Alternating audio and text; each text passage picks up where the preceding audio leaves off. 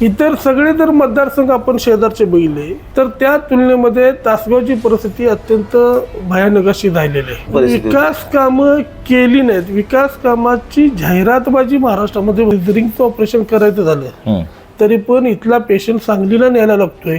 त्यामुळे आरोग्य सेवेवर विकास कामावर त्यांनी न बोललेलं. एखादा दवाखाना म्हटलं तरी दवाखाना सुद्धा त्यांना उभा करता आलेला नाही. कुठं रोजगार निर्माण झालाय आपल्याला. एक सूतगिरणी त्यांनी जी उभा केली होती ती सुद्धा बंद पडलेली. त्या सूतगिरणीमध्ये जे बिहारी लावून तुम्ही काम केलं, तालुक्यातल्या कुणाला संधी दिली नाही. जिल्ह्यामध्ये सर्वाधिक बेरोजगार युवक असलेला तालुका हा तासगाव तालुका आहे की त्याने सांगताना पण सांगतात आम्ही शेतकरी आहे, आमची 7-8 एकर 10 एकर बाग आहे, एवढ्यातच चाललंय. आता 10 एकर द्राक्ष बागाची परिस्थिती म्हणलं तर तालुक्यातील अनेक जणांची आम्ही बघतोय, परंतु बागेतून या 4-5 वर्षामध्ये एवढं आर्थिक उत्पन्न मिळालेलं नाही. आणि हा जर 3,000 रुपये एका मताला द्यायची जर कॅपॅसिटी तयार होत असेल तर निश्चितपणे आपल्याला विचार करायला होणार आहे हे जे पैसे आहेत ते कोणत्या मार्गाने त्यांनी मिळवलं आणि त्यांच्या बुडाखाली किती मोठा खजिना लपला आहे. आता नक्कीच या मतदारसंघातील जनतेने तपासाची वेळ आली. हा बालिशपणाचा खेळ या मतदारसंघामध्ये उभा राहिला.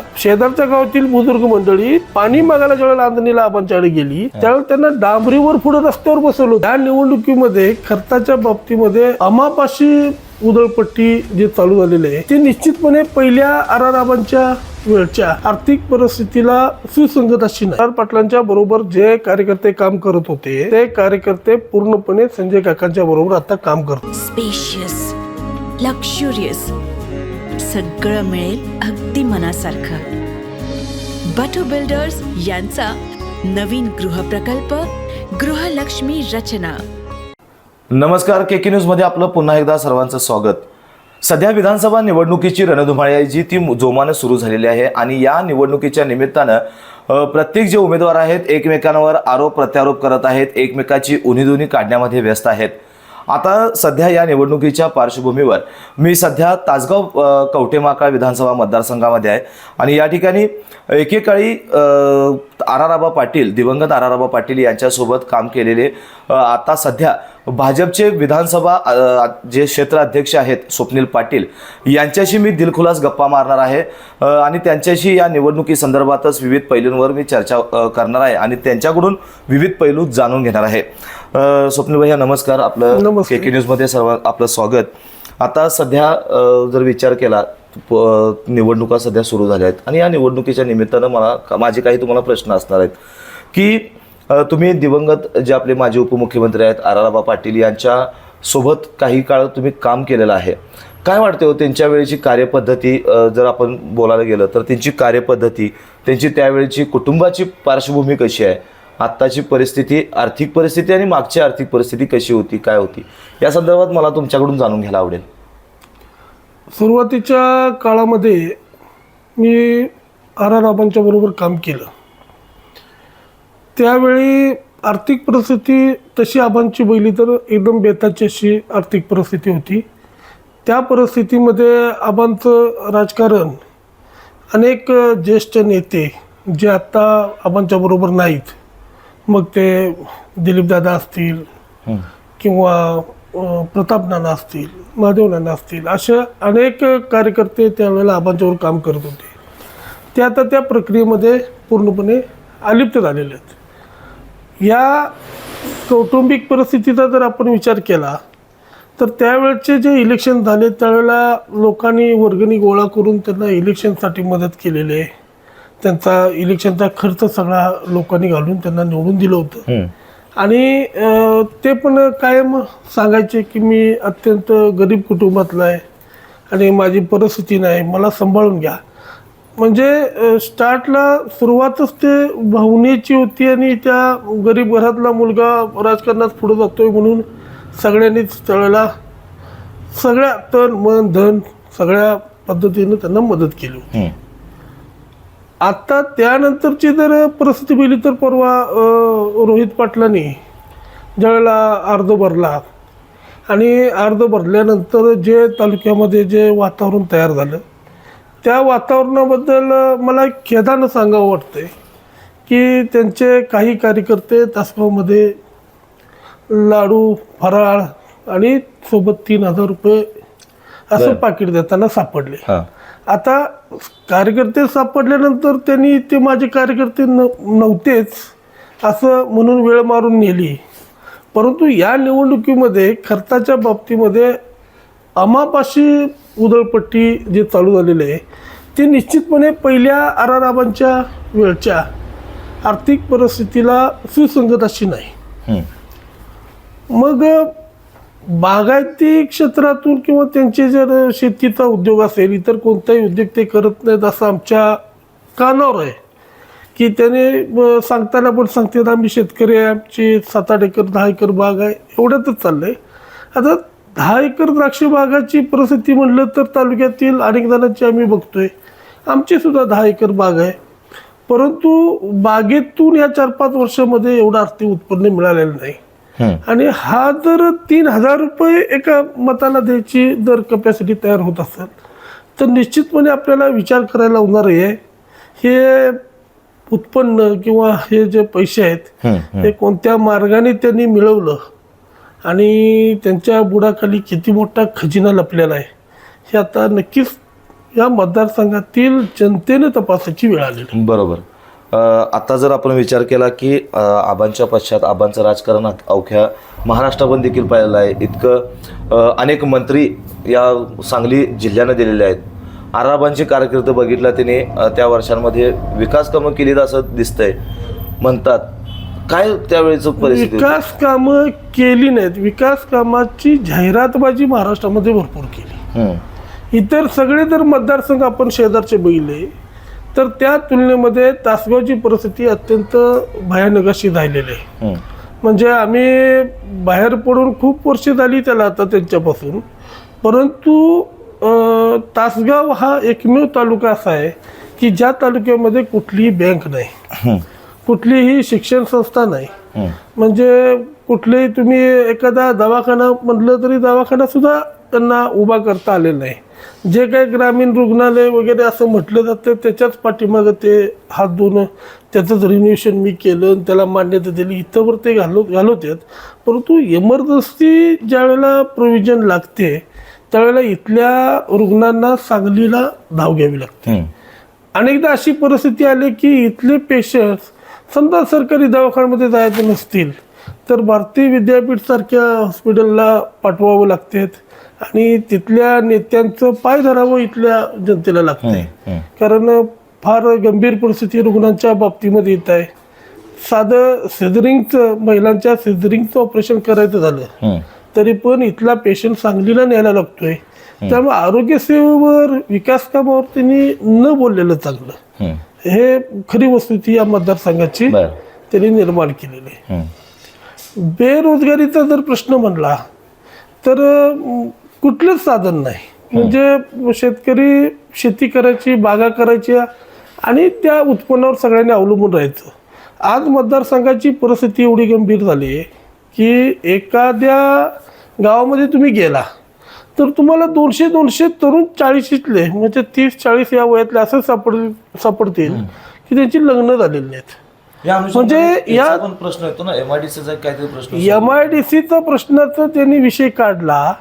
परंतु हे आबांनी घोषणा केलेली होती की मी मनेराजुरी आणि योगेवाडीच्या माळावर पंचतारांकित MIDC करणार.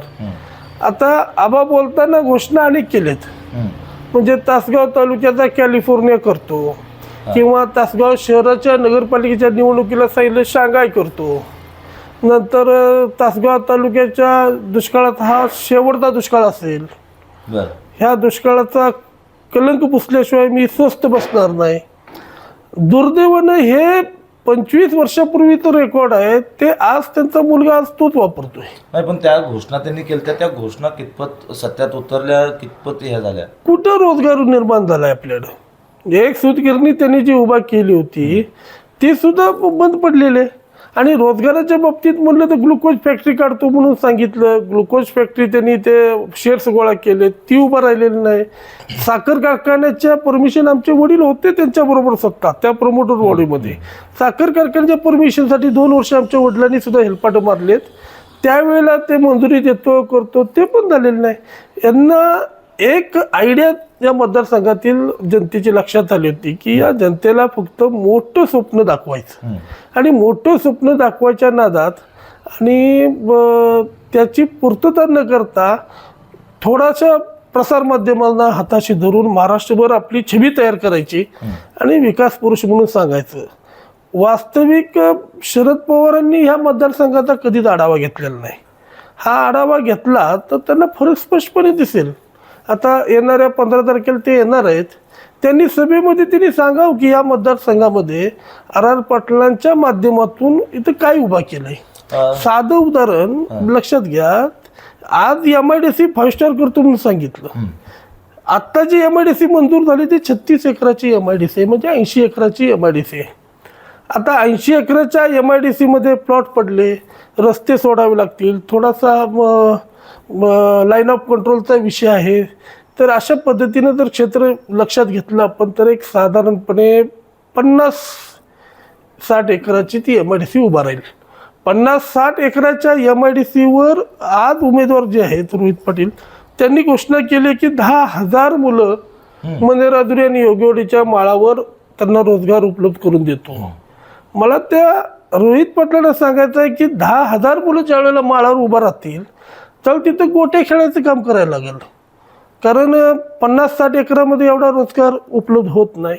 आणि दुसरी गोष्ट तुमची जी सूतगिरणी आहे ती सूतगिरणी तर ऑलरेडी 20-25 एकरामध्ये आणि त्या सूतगिरणीमध्ये जे बिहारी लावून तुम्ही काम केलं, तालुक्यातल्या कुणाला संधी दिली नाही. पहिले होते ते सोडून गेले. आता ते सूतगिरणीच बंद झाली. म्हणजे पहिले बिहारी लावलं तर शेवटचे 5-6 वर्ष कसं तरी काढले. कोट्यावधी रुपयाच्या कर्जबाजारीपणामुळे ती संस्था बंद पडली. मग जे हातात आहे ते त्यांना चालवता आलं नाही, रोजगार उपलब्ध करून देता आला नाही. आणि हे MIDC मी आणली म्हणून सांगते. आता राज्यावर भाजपा युतीचं म्हणजे सरकार आमचं आणि तुम्ही MIDCचं एक निवेदन दिलं आणि पत्र दिलं आणि ती MIDC झाली. हे काय योगायोग नाही. हा योगायोग वगैरे काय नाही.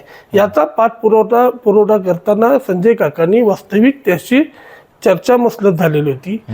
त्यांना एक सवय लागलेली आहे की एखादं काम एखादा प्रोजेक्ट आपल्या तालुक्यात येत असेल तर तो कुठला मंजूर झाला ते बघायचं आणि एक निवेदन नेऊन तिथं द्यायचं आणि मी केलं म्हणून सांगायचं. उदाहरणार्थ तासगावचा रिंग रोडच्या बाबतीमध्ये पण त्यांनी सगळीकडे डिजिटल लावले, JCBने गुलाल उधळले, फटाके वाजवले. वास्तविक जे मनमाडपासून बेंगलोरच्या हायवेला जो जोडणारा हायवे होता तो नितीनजी गडकरी यांनी त्यावेळेला मंजूर केला. आता तो हायवे तासगावतून येत असताना बाह्य वळण त्या हायवेने घेतलं आणि एकच साईड बाह्य वळण घेऊन तो रस्ता पुढे बेंगलोरपर्यंत गेला. याचा अर्थ असा नाही की तो रिंग रोड झाला. रिंग रोड झाला तर तो गोल व्हायला पाहिजे होता. मग त्यांनी ज्या वेळेला भाईवळणचा रस्ता मंजूर झाला तो विटा नाका आणि चिंचणीकडच्या बाजूने जो रस्ता झाला तिकडं न जाता भिलोडी नाक्यात जाऊन नारळ फोडले होते आणि गुलाल उधळला होता. म्हणजे हा बालिशपणाचा खेळ या मतदारसंघामध्ये उभा राहिला. बेरोजगारीच्या बाबतीत तर तुम्ही जर इंडेक्स जर बघितला जिल्ह्याचा तर जिल्ह्यामध्ये सर्वाधिक बेरोजगार युवक असलेला तालुका हा तासगाव तालुका आहे. तसं बघायला गेलं तर आपला जो सांगली जिल्हा आहे किंवा तुमचा हा तासगाव कवठेमाळका परिसराचा विधानसभा जो परिसर आहे किंवा इतरत्र परिसर तुमचा हा, तुम्ही बेरोजगाराबद्दल बोलला, त्यांच्या विकास कामाबद्दल, शांघाय, कॅलिफोर्निया अनेक नावं तुम्ही घेतलीत. पण आता शेतीप्रधान आपला जो परिसर आहे आपला हा, तर शेतीच्या पाण्याच्या ज्या काही योजनाबाबत आहेत त्यांची काय आता सध्याची परिस्थिती आहे? शेतीच्या पाण्याच्या बाबतीमध्ये अनेक वर्ष या तालुक्याला दुष्काळाला तोंड द्यावं लागलं. 2014च्या विधानसभेच्या निवडणुकीच्या अगोदर त्यावेळेला जनतेमध्ये पूर्ण असा असंतोष निर्माण झालेला होता. आणि हा असंतोषच्या वेळेला मला वाटतं आम्ही ह्या 15-17 गावचं मोठं आंदोलन आम्ही पाण्यासाठी उभा केलं होतं. त्या काळात आम्ही 14 सालापर्यंत आम्ही टँकरनं पाणी घालून आमच्या भागात जगवत होतो. आता आमची मागणी होती की टेंबू योजनेचा जो पाठ पाऱ्याच्या म्हणजे तासगाव तालुक्याच्या जरा थांबवतो. तुम्ही जे आंदोलन उभं केलं होतं ते आंदोलन कोणाच्या नेतृत्वाखाली होतं? ते आंदोलन ॲक्च्युली कुणाच्या नेतृत्वाखाली नव्हतं. ह्या 17-18 गावच्या शेतकऱ्यांनी त्वेषाने आणि रागाने केलेलं आंदोलन होतं आणि त्याचं आम्ही फक्त मॉनिटर केलं होतं. हा, आंदोलन हे शेतकऱ्यांनीच उभं केलं होतं. शेतकऱ्यांचं आंदोलन. त्यावेळची परिस्थिती अशी आहे, त्यावेळी आमच्या गावातील काही बुजुर्ग मंडळी, हा, शेजारच्या गावातील बुजुर्ग मंडळी पाणी मागायला ज्यावेळेला आंदणीला आबांच्याकडे गेली त्यावेळेला त्यांना डांबरीवर पुढे रस्त्यावर बसवलं होतं आणि पाणी देता येत नाही म्हणून त्यांना तिथून हाकलून लावलं. बर, म्हणजे एवढी विदारक परिस्थिती त्यावेळेला होती. परंतु त्यानंतर आंदोलनानंतर पुढचं समोरचं जे इलेक्शन आहे 14चं विधानसभा डोळ्यासमोर ठेवून त्यांनी इथंच सावडे गावातच कार्यक्रम घेतला आणि विसापूर पुंदी योजनेची घोषणा केली. मुळामध्ये मगाशी मी बोललो ते टेंबू योजनेचा पाठ हा तासगाव तालुक्याच्या बाउंड्रीपर्यंत आलेला होता. आमची मागणी होती एवढं वर्ष आमची मातीत घातलेत तर निदान अनेक वर्ष लागू दे किंवा 2 वर्ष लागू दे, आमच्या पाटाचं पाणी या सगळ्या गावाला आम्हाला मिळालं पाहिजे. आणि ते तरतूद टेंबू योजनेमध्ये साधारणपणे 2.14 TMC पाण्याची तरतूद ऑलरेडी त्या पाण्याची करून ठेवलेली होती. पाट तासगावच्या बाउंड्रीला आलेला होता. हे गृहमंत्री होते, उपमुख्यमंत्री होते, ग्रामविकास मंत्री होते, खूप मोठ्या पदावर होते, राष्ट्रवादीचे त्यावेळचे प्रदेश अध्यक्ष होते. ह्यांना हे सहज शक्य होतं की पाटाचं काम चालू करून पडदिशी संपवावं. पण त्यावेळेला त्यांना त्याची तीव्रता कळाली नाही. पण जनतेमध्ये ज्यावेळेला असंतोष निर्माण झाला आणि याचं वळण काहीतरी वेगळं राजकीयदृष्ट्या गेलं असं त्यांना वाटलं, त्यावेळेला त्यांनी विसापूर पुंदी योजनेची जाहीर केली आणि त्या जाहीर केलेल्या योजनेवर त्यांनी राजकारण मारून नेलं. त्यावेळेला विधानसभेला त्यांनी घोषणा केली होती की सिद्धेवाडी तलाव मी 3 वेळा भरून देणार, तुमच्या गावागावात पाणी भरपूर येणार. पण परिस्थिती अशी आहे की टेंबू उपसा सिंचन योजना मी विसापूर सांगत नाही, मी पुंदीची फक्त सांगतो. पुंदीची फक्त लाभ क्षेत्र हे 3030 साधारणपणे हेक्टर क्षेत्र आहे. म्हणजे 9-10 एकर 10,000 एकर क्षेत्राला हे पाणी देणारी स्कीम आहे. मला जलसंपदा विभागाकडून किंवा त्यांच्या विभागाकडून ज्या वेळेला डॉक्युमेंट आम्ही मागवले आणि पाहिले तर 2014 सालापासून 15 सालापासून म्हणजे 15ला स्कीम ती कार्यान्वित झाली, मागच्या 23 सालापर्यंत दरवर्षी 3000 हेक्टरपैकी ॲव्हरेज तर काढलं तर 300 हेक्टरला फक्त पाणी या पुंदी योजनेतून आम्हाला मिळालेलं आहे. म्हणजे 10% क्षमतेने ही स्कीम चाललेली आहे. आणि मग राहिलेलं पाणी काय झालं? आमच्या भागाला तर हे एवढं पाणी शिल्लक असेल, 2.14 TMC पाणी शिल्लक असेल आणि 10% चालवताय म्हणजे तुम्ही 0.20 TMC 0.40 TMC पाणी म्हणजे अर्धा TMC सुद्धा पाणी या स्कीम ह्या उचलू शकलेलं नाहीत. म्हणजे आमचं पाणी वाया चाललंय, आमच्या हक्काचं पाणी. आणि दुर्दैवानं ते पाटाच्या वेळेला पाईपचं ज्या वेळेला त्यांनी नियोजन केलं त्यावेळेला शेतकऱ्याच्या दृष्टीनं पर्क्युलेशन लॉस आणि हा असू शकत नाही, पण त्यांनी तो रेकॉर्डला पर्क्युलेशन लॉस, इव्हॅपोरेशन लॉस म्हणजे बाष्पीभवनाचा लॉस असं पकडून आम्ही ते कन्वर्ट, ते पाटाचं पाणी पाईपमध्ये कन्वर्ट केलं. पाईपचं पाणी आज मिळतंय, पण ते पाणी आल्यानंतर आपल्या मोटर, आपले इंजिन बसवून शेतकऱ्यांनी ते पाणी उचलायचं आणि आपल्या शेततळ्यामध्ये साठवायचं. मग आता शेततळ्यात साठवलं तर त्याचं पण बाष्पीभवन होतेच की, आणि ते साठवून ठेवायचा खर्च पण आहे. दुसरं पाण्याची पातळी वाढत नाही, आम्ही तासाला पैसे भरून ते पाणी घेतोय. म्हणजे ते आम्हाला काय फ्रीमध्ये मिळते, मोफत मिळते असं नाही. कुठलीही पाणी पातळीमध्ये वाढ व्हायची चिन्ह या स्कीममुळं नाहीत. आम्ही जे पूर्वी टँकरनं पाणी देत होतो त्याची सुधारित आवृत्ती ही म्हणजे आता चाललेल्या स्कीम आहेत. म्हणजे आम्ही द्राक्ष शेतीवर अवलंबून पूर्णपणे आम्हाला राहावं लागतंय. आम्हाला जर ऊस लावायचा म्हटलं तर आमच्या भागामध्ये पाणी शिल्लक नाही आणि द्राक्ष शेतीची फार बिकट अवस्था गेल्या 4 वर्षामध्ये, ज्याबद्दल आमदारांनी विधानसभेमध्ये काही गोष्टी घडवायला पाहिजे होत्या त्या काही घडताना दिसत नाहीत. बरोबर. आता तुम्ही आराराबांसोबत काम केलं होतं, त्यांची कार्यपद्धती तुम्ही पाहिल्या, अनुभवलेली आहे. पण आता त्यांच्या आराराबांच्या पश्चात जे आता 10 वर्षाचा कार्यकाळ लोटला, तर या 10 वर्षाच्या कार्यकाळामध्ये काय नेमकी परिस्थिती झाली हो तुमच्या तालुक्यामध्ये या किंवा मतदारसंघामध्ये? आबांच्या पश्चात इथे विधानसभेची ज्यावेळी निवडणूक झाली, सुमनताई आमदार झाल्या, ते काय थोडंसं सहानुभूतीचा इफेक्ट फार मोठा वापरला गेला. पवार साहेबांनी सुद्धा अनुकंपाच्या नावाखाली जशी पदं भरतोय अशाप्रमाणे त्यांना तिकीट दिलं आणि राजकारण विकासापेक्षा भावनेकडे घेऊन जाऊन त्यांना ते मतदारसंघामध्ये त्या विजयी पण झाल्या. परंतु 10 वर्ष त्यांच्या कालावधीमध्ये रोहित पाटील फारसं त्यामध्ये लक्ष देत नव्हते सुरुवातीच्या काळामध्ये. परंतु सुमनताई आमदार असताना रोहित पाटलांचे चुलते सुरेश पाटील हे संपूर्ण यंत्रणा चालवत होते आणि त्यांनी चालवलेली यंत्रणा अतिशय चुकीच्या पद्धतीनं लोकांना, सामान्य लोकांना विठीस धरणारी, अतिशय अकरास्थळीपणाने ही यंत्रणा वापरली गेली. अनेक लोकांना अडचणीत आणायचं आणि 10 वर्षाच्या कालावधीमध्ये आर पाटलांचे जे जीवाभावाचे कार्यकर्ते होते त्यांच्याबरोबर आपले मनोरादूरचे जिल्हा परिषद दिलीप भाऊ पवार असतील, सुनील भाऊ असतील, अरुण नाना खरमाटे असतील, आता परत साहेबराव दादा असतील, प्रताप नाना असतील, आमचे वडील दिलीप दादा असतील, असे असंख्य मंडळी जी खांद्याला खांदा लावून काम देत होती, अशा सगळ्या कार्यकर्त्यांना राजकारणातून बाजूला काढून म्हणण्यापेक्षा जाणीवपूर्वक ढकलून काढून एक दलालांची आणि कॉन्ट्रॅक्टर लोकांची फळी या तालुक्यामध्ये सुरेश पाटलांनी उभा केली.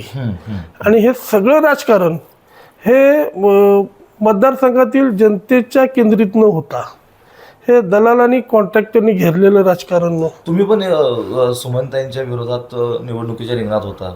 हो, त्यावेळेला हे युती होती. आबा काका एकाच पक्षात होते. त्यावेळेला मी इलेक्शन ते लढवली होती, परंतु पराभव झाला त्यामध्ये. परंतु त्यावेळेपासून मला काही भूमिका त्यांच्या पटल्या नाहीत. ते त्यांच्या म्हणण्यापेक्षा शरद पवारांच्या सुद्धा पटल्या नाहीत. कारण मतदारसंघात हे काय आमदारचं पद आहे, हे काय तुमचं किरकोळ गटारी बांधणे, रस्ते बांधणे एवढ्यापुरतं मर्यादित नाही. द्राक्ष शेती जो या तालुक्याचा आर्थिक कणा आहे किंवा आपल्या तरुणांच्या हाताला काम मिळालं पाहिजे यासाठी शाश्वत काहीतरी उभा करणं, हे आमदारांनी त्या दृष्टीने विधिमंडळामध्ये बोलायला पाहिजे.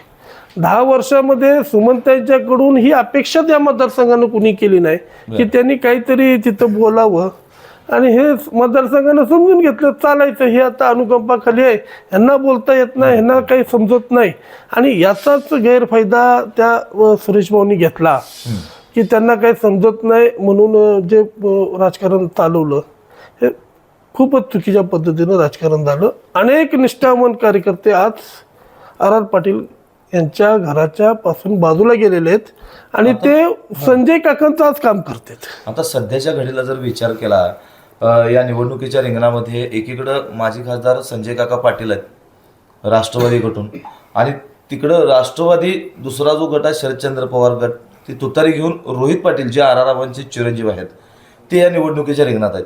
तर ज्याप्रमाणे आराराबांना इथले लोक जे त्यांच्यासोबत होते, जितके कार्यकर्त्यांची जेवढी संख्या होती, एक काम करणारी जी फळी होती, ती फळी, ते कार्यकर्ते, ते समर्थक, ते आता रोहित पाटलांच्या पाठीशी राहतील असं वाटते का तुम्हाला? बिलकुल नाही. आर पाटलांच्या बरोबर मी मगाशीच सांगितलं, आर पाटलांच्या बरोबर जे कार्यकर्ते काम करत होते ते कार्यकर्ते पूर्णपणे संजय काकांच्या बरोबर आता काम करतात. आणि 10 वर्षाच्या सुरेश पाटलांच्या आणि त्यांच्या मनमानी कारभाराला आणि वैतागाला कंटाळून ते बाजूला सरलेले आहेत. दुसरी गोष्ट, रोहित पाटलांच्या राजकारणाचं काय झालंय, यांना गरिबीचं चटकं कधी बसलेलं नाहीत. हे शेतीचं यांना काही देणं घेणं नाही. यांना जन्म त्यांचा मुळात आमदार आणि गृहमंत्र्याचा मुलगा म्हणून झाल्यामुळं, राजकीय फार मोठी पार्श्वभूमी त्यांची असल्यामुळं त्यांना त्याची जाणीव नाही सामान्य लोकांची.